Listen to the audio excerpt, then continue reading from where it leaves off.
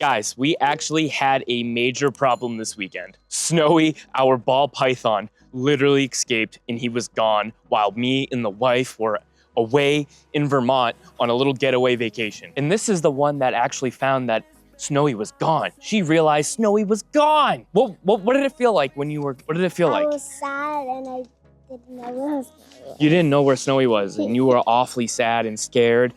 And Lila was scared and everybody called us and said, we don't know where Snowy is. Where could Snowy be? It was just another day until disaster struck. So the next thing you know, they wake up and poof, Snowy's gone like a ghost. Lila, explain what happened in the morning. My grandma and me wanted to look at Snowy, so we looked at him where he would normally be in his hide. He wasn't there, so we looked all around his cage. Wasn't there. So then I remembered that he likes to escape. All pythons love to escape, and the cage wasn't closed the correct way. You put something heavy on it and that heavy thing wasn't there because he does like to move it. What happened after you noticed? Like, what was your first thoughts after you noticed Snowy gone? We were scared because Dad and Mom weren't there, so we got nervous. My grandma got a little nervous. We started to look like all around the house. We were very scared. We were nervous. We were looking under things, on top of things, where like Snowy could have been. Looked in warm places where Snowy would be. Where you thought Snowy would be. Yeah.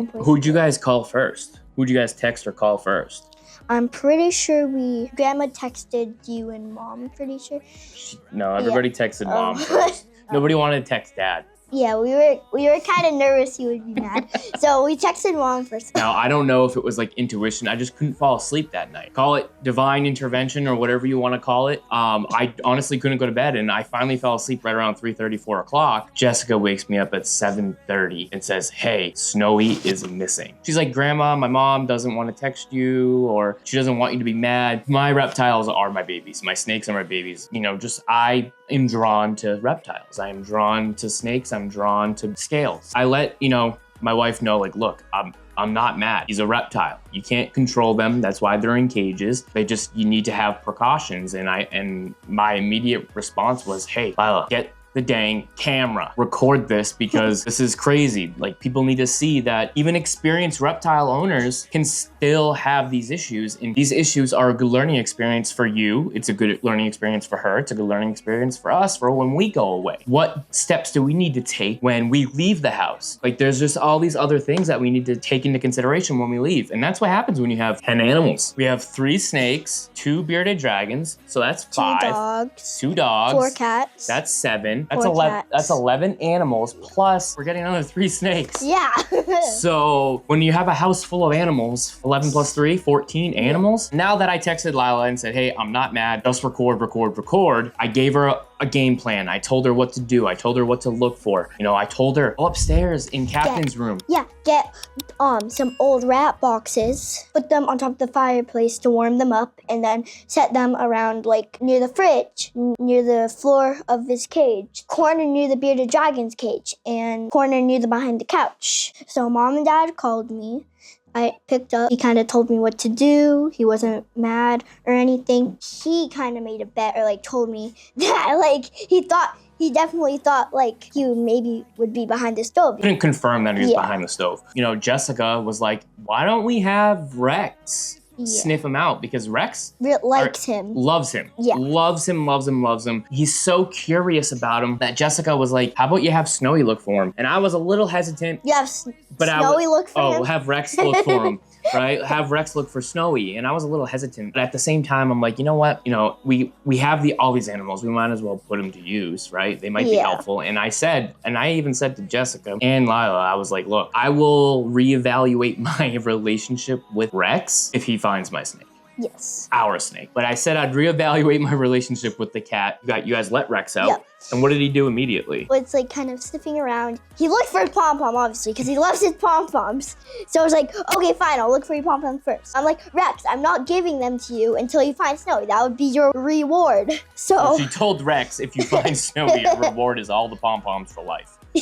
Yep. No, it was pretty quickly. Yeah, I would say within 35 minutes of Rex being out. We have the receipts. We have the timestamps on the text. I'm going to put it on screen. So, he kind of sniffed Snowy's cage out. Okay, he's probably somewhere in the kitchen because Rex has literally just been had been sitting next to the table, which is kind of near the stove. He jumped off. He went near the stove where a chair was to try to look for him. He really wouldn't. He was sniffing the stove out. He wouldn't leave the stove. Yeah, and then he went on top of it. So we were like, okay, I'm just gonna decide to put my camera on it to try to see if I can see him back there. Yeah, I saw him on my camera. We were like, okay, he is back there. We found him. We found Snowy finally. Okay, Rex definitely found him because he was like he just sniffed it out. Yeah. He sniffed it out. So we told Mom and Dad, and they were happy. Oh, I was. Yeah, Dad was so happy, probably. I was extremely happy. Some tears may have fallen. Can't confirm or confirm it. I had sunglasses on. I was acting calm, but internally I was losing my mind. I was 3 hours away, up north in the mountains with bad service. I was so far away, but just being so far away and not being able to contribute, and just the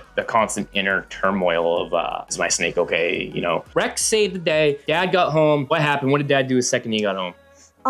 He didn't even take the bags out. He just immediately went through the door, pulled the stove out, and then pick it up and put things down.